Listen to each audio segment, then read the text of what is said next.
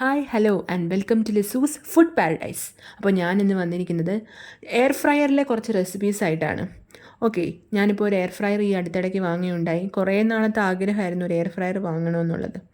അപ്പോൾ air fryer ഉപയോഗിച്ചിട്ടുള്ള review ആണ് ഞാൻ പറയാൻ പോകുന്നത്. റിവ്യൂ എന്ന് വെച്ചാൽ നമുക്ക് എണ്ണയില്ലാതെ പെട്ടെന്ന് നമുക്ക് സാധനങ്ങൾ കുക്ക് ചെയ്തെടുക്കാൻ പറ്റും. അതേ ടേസ്റ്റിലൂടെ ഓക്കെ, ഒട്ടും ടേസ്റ്റ് കുറയാതെ തന്നെ നമുക്ക് കുക്ക് ചെയ്തെടുക്കാൻ സാധിക്കും. അപ്പോൾ ഞാൻ കുറച്ച് നട്ട്സ് ഫ്രൈ ചെയ്യാണ്, ഓയിലൊന്നും ഇല്ലാതെ.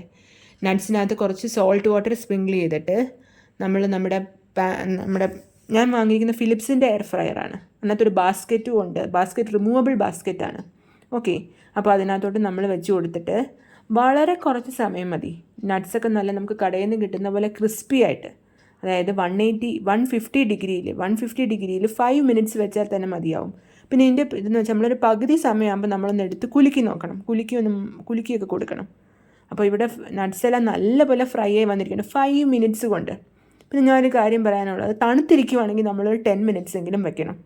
നട്ട്സ് ഫ്രിഡ്ജിലിരിക്കുന്നതാണെങ്കിൽ തണുത്തൊക്കെ ആവാൻ നമുക്ക് കുറച്ച് സമയം എടുക്കും. പിന്നെ ഞാൻ നെക്സ്റ്റ് ആയിട്ട് ഫിഷ് ഫ്രൈ ചെയ്യാണ്. ഇവിടെ നല്ല കട്ടിയുള്ള നെമ്മീനാണ് ഞാൻ എടുത്തിരിക്കുന്നത്.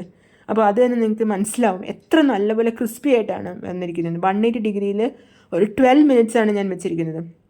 ഒരു പകുതി ആകുമ്പോൾ ഒരു 6 മിനിറ്റ് ഒക്കെ ആകുമ്പോൾ നമ്മളൊന്ന് തിരിച്ചിട്ട് കൊടുക്കണം. ഞാനാണെങ്കിൽ ഇവിടെ അരപ്പ് പുരട്ടിയപ്പോൾ ഒരു തുള്ളി പോലും എണ്ണ ഉപയോഗിച്ചിട്ടില്ല. ജസ്റ്റ് ഒരു ബ്രഷിലൊന്ന് കുറച്ച് ബ്രഷ് ചെയ്ത് കൊടുത്തിട്ടുള്ളൂ. നല്ല ക്രിസ്പി ആയിട്ടാണ് 12 മിനിറ്റ്സ് കൊണ്ട് എനിക്ക് കിട്ടിയത്. പിന്നെ അടുത്തെന്ന് വെച്ചാൽ നമ്മൾ വെണ്ടയ്ക്ക മെഴുക്കുവരട്ടി എന്നൊക്കെ പറയുമ്പോൾ എന്തുമാത്രം എണ്ണയാണ് വേണ്ടത്.